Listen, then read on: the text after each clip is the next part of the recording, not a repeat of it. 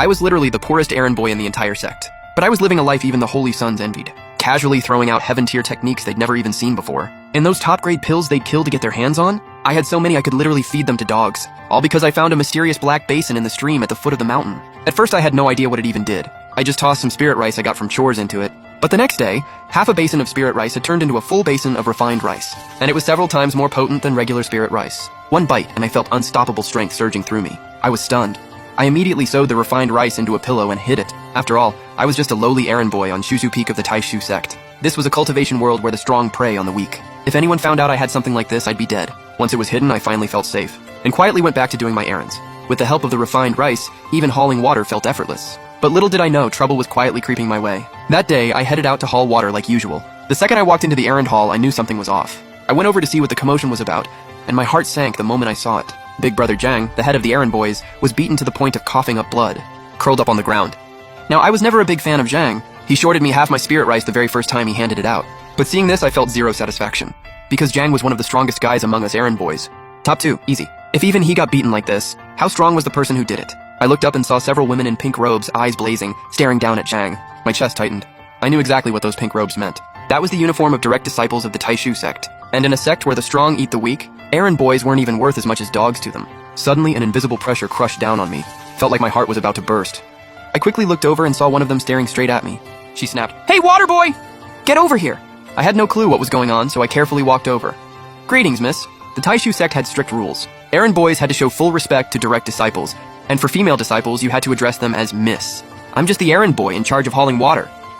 Before I even finished talking, I felt a chill on my neck. Goosebumps shot all over me. Out of the corner of my eye, I saw she'd drawn her sword and pressed it against my throat. I didn't even see when she'd done it. One small push and my head was gone. I was drenched in sweat, too scared to even breathe. "I'm going to ask you something. If you dare lie to me, I will end you today."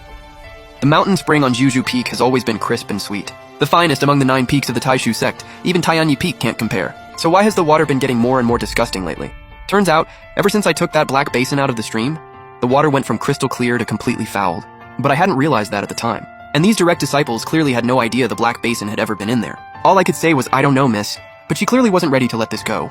She came all the way here to cause a scene, so she needed someone to blame. Otherwise, what would that say about her as a direct disciple? "You filthy rat. Did you go bathing in the spring while hauling water? You've contaminated our sacred spring." Before I could even defend myself, she swung her sword right at me. Out of nowhere, Zhang, who'd been lying on the ground, jumped up and kicked me out of the way. He punched me while cursing. "You little punk! How dare you pollute the water source?" Then he turned to the woman. "Don't worry, miss. I'll chop him up later." Hearing that, the woman's expression softened a little. "Good. Get rid of him and bring someone more useful." Hearing those words, my heart dropped. This woman had clearly made up her mind to have me killed. Just then, a woman in a green robe came rushing over from a distance. "Junior sister, what are you doing now? Stirring up trouble again?" "Oh, second senior sister, you're here? It's nothing major. Some errand boys had the nerve to bathe in the spring behind the mountain. I'm just handling it." "Kill this filth!" The woman in green was shocked. "Absolutely not." When I saw this, I immediately knew I had a shot. I rushed forward. I stepped up beside her. "Please hear me out, miss. I have never bathed in that spring. Not once." The woman in green nodded and turned to the one in pink. "Junior sister, if you really want to know what happened, we should go check the spring ourselves. We can't just accuse someone without proof." The woman in pink let out a cold scoff, and then they led everyone to the stream. Both of them tasted the water and immediately frowned. The woman in pink snapped, "You've contaminated the whole water source. Kid, you deserve to die." But the woman in green shook her head. "This is a flowing stream. The problem is probably upstream." She raised her hand and cast a technique. A stream of water flew out from the waterfall and landed in her palm. She gently tasted it. She frowned. "Something's wrong with this water. I think it's the source." The source was at the very top of Zhuzu Peak's highest ridge. No ordinary errand boy could ever climb that high, so clearly the water issue had nothing to do with me. By now, the woman in pink realized she'd gotten it wrong, but as a direct disciple, there was no way she'd admit it. She gave me a cold look. "You're in charge of hauling water. You can't escape responsibility." But the woman in green wasn't about to let her have her way. "All right, junior sister. Let's just report this to Master and let him investigate." The woman in pink reluctantly turned away.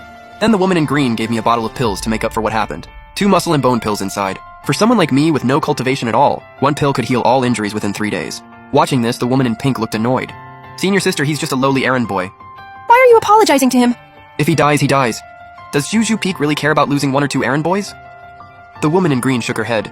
"You can't say that. Master always said, you can't just kill ordinary people, it creates karmic debt. It'll hurt your cultivation down the road. I'm saying this for your sake." Then the 2 of them walked off into the distance. But my trouble wasn't over yet.